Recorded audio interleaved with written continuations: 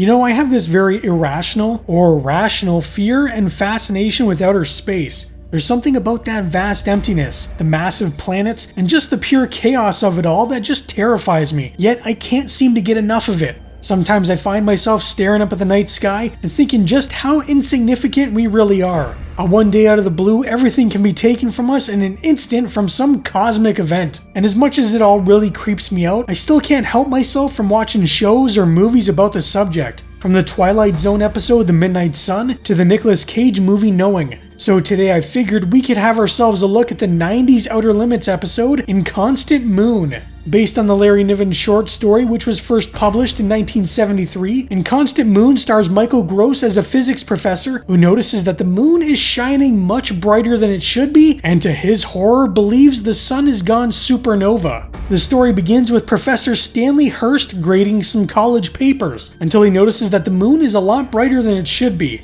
Stanley tries placing a long-distance call, but oddly, it doesn't seem to work. Since that doesn't work, instead he places a phone call to a woman he knows named Leslie, though he does have to look her number up in the phone book, so just how well does he really know her? Obviously, she's confused as to why he's calling, but Stanley is sort of slick. He claims he called because the moon just looked so nice and thought she would like to see it. Her reaction is pretty much what you'd expect. Like, you woke me up to see the moon? Well, alright. Of all the people I know, I thought you might want to see it. The moon? Stanley called her because he thought she might know something about why the moon has become so bright, because as he puts it, her bookstore has the largest astrology section in town. Okay, a few problems here. One, just because she has a bookstore, I don't think that means she's read every book. And two, unless you're looking to read your horoscope, I'm not sure astrology books are the ones you're looking for. As the two are talking, Stanley's TV suddenly loses its signal, and he starts thinking that maybe something else is going on. Stanley apologizes for calling Leslie so late, and she's just like, okay. Suddenly, a friend of his comes over asking if he's seen the moon, and questions Stanley if they both have the same idea as to what's going on. Something must have happened to the sun. I'm afraid I was thinking the same thing.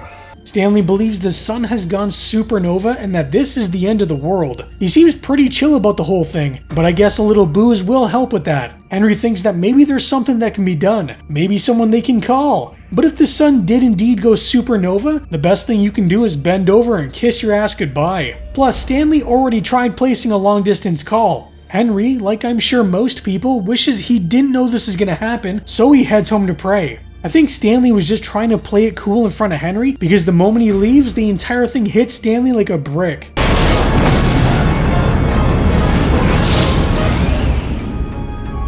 Leslie calls back, which actually perks Stanley up a bit, though he nearly lets her in on what's happening when he mentions that he's glad the phone lines are still working. Why wouldn't the phone lines be working, Stanley? Leslie thinks the moon looks amazing and Stan's like, yeah, amazing. No, I shouldn't have called so late. Oh no, are you kidding? I'd have died if I missed this.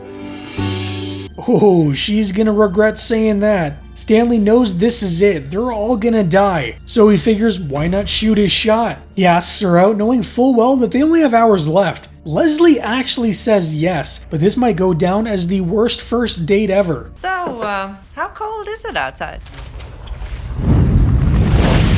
Stanley is really starting to lose his damn mind, but still, even with everything he knows, he doesn't have the heart to tell her what's going on. He also wastes no time devouring her face, despite saying over the phone that he'll be a perfect gentleman. I promise to be a perfect gentleman. Leslie can sense that there's something not quite right with Stanley, but the moon always brings out the crazy in people. It also looks like the moon turned everything day for night. They arrive at a diner for a little ice cream, and Leslie starts picking Stanley's brain. Stanley's had a thing for Leslie since first entering her bookstore 2 years ago, and waited for the end of the world to finally ask her out. Better late than never, I guess. Better late than never. I literally just said that. Like most guys, he can't seem to get the hint that she might actually be interested in him too. She literally has to say to him that she's there, isn't she? The end of the world! Make your peace! The end has come! Oh great, who let in Crazy Ralph? The old drunk starts going on about the moon being a sign, and Stanley just looks at him like, would you please shut the hell up? He's trying not to let Leslie know what's going on, and this guy's about to ruin it. Since their ice cream is ruined, they go to a bar for a little pick-me-up. When they're about to sit down, Stanley starts acting weird as he notices someone at the bar. Someone who might also know what's going on and who could potentially ruin his date. Some of us would rather not know. The guy almost lets it slip about what's about to happen, but Stanley manages to shut it down before he goes any further with it. Leslie is starting to catch on that something weird is going on, but then Stanley distracts her by asking her to marry him. I don't know, I feel like asking someone to marry you on your first date is a bit extreme, but not just marry him tonight. You can change your mind in the morning if that's what you really feel, but...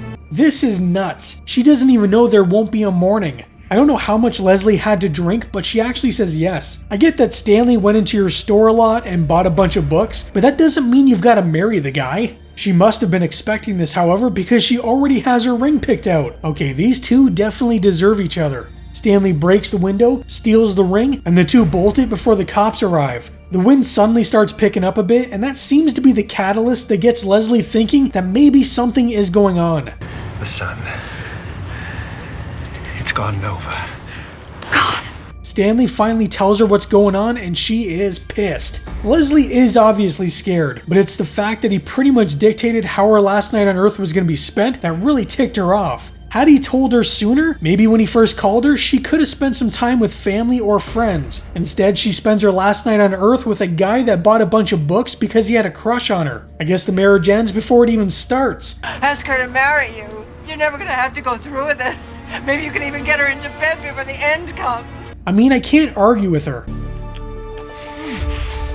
I don't think Stanley's intentions were bad, but maybe a bit selfish. He still presses on with the whole marriage thing, and she actually says yes. Leslie then asks Stanley to give it to her straight about what's gonna happen.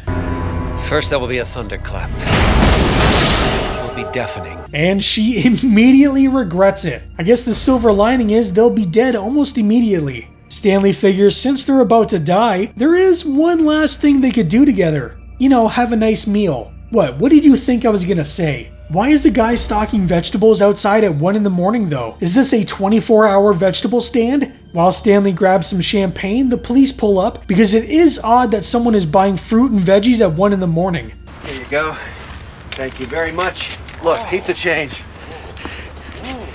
Oh, he can finally retire. Leslie mentions that she wishes she had known this was going to happen sooner. Not because she could spend time with, family, because there are a few people that she really wants to tell off. Something then dawns on Stanley because why didn't they know sooner? Surely there would have been some warning signs. They're then nearly run over by a drunk guy who's celebrating his new promotion at work. I guarantee the higher-ups at his job knew the end of the world was coming, so they just threw Bob a bone and gave him that promotion that he's been asking for the past 5 years. It's not like they'll actually have to worry about paying the man. Well, since he left his car, they might as well steal it. I mean, they've already stolen a ring. They make it back to Leslie's place just in time for all hell to break loose. Oh no, not the snowman! They make it inside Leslie's apartment, but would you look at that? They forgot the groceries. Stanley heads back downstairs to retrieve them, and if he doesn't bring that dog inside, I'm gonna flip. Leslie, open the door. No! You left me. Leslie, honey, you need to unlock the door. Leslie sort of overreacts a bit. She's upset that Stanley left her for 2 minutes so he could grab the groceries? They've been married for less than an hour and the honeymoon phase is already over. He begs for her to let him in because he doesn't think it was a supernova, otherwise they'd already be dead.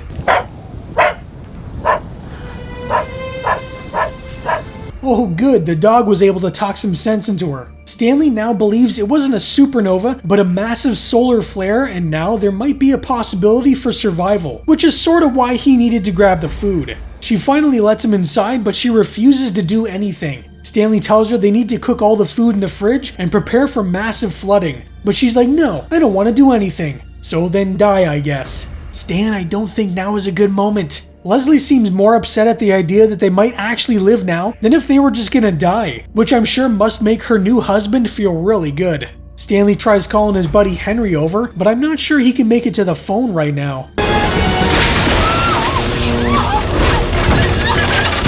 Maybe don't stand in front of the large glass window during a massive storm, Stanley. Stanley gets a large piece of wood through his chest, but don't worry, that only works on vampires. Leslie pulls Stanley behind the kitchen counter, but what about the dog? Leslie starts sewing the gaping wound in his chest, which must feel fantastic without drugs.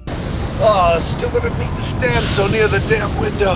Huh, you don't say. While the storm rages on outside and Stanley bleeds to death, Leslie wants to talk about feelings and where their relationship will be if they survive. It seems like a really bad time to discuss these things. Oh no, not the impenetrable mattress. The following morning, they somehow managed to survive, but when did Stanley button his shirt back up? A quick, painless death may have been preferable though, because how the hell are they going to survive this? Even though I like to poke fun at these things, this honestly does creep me out. The thought of the sun just one day going supernova or launching a massive solar flare that can wipe us out is just terrifying. Obviously, a supernova is billions of years away, and solar flares don't really pose much of a threat. But it's the fact that if something did happen, there is absolutely nothing we can do about it. The Inconstant moon does a good job invoking that dread, with a bit of optimism at the end. The story is part end of the world doom and gloom and part romance. It actually sort of reminds me of the criminally underrated movie Miracle Mile, a film that was about a man who discovered nuclear bombs were going to be dropped on the United States, and the only thing he was worried about was spending his last moments with a woman he had recently started seeing.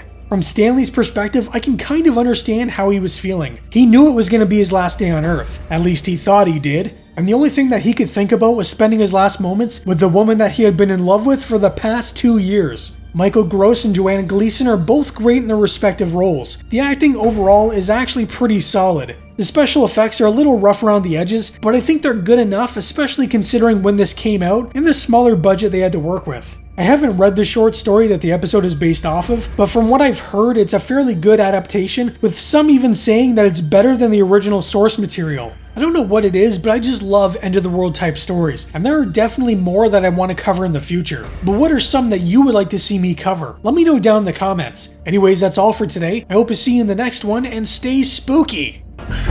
Great. The moon is a sign. Confess your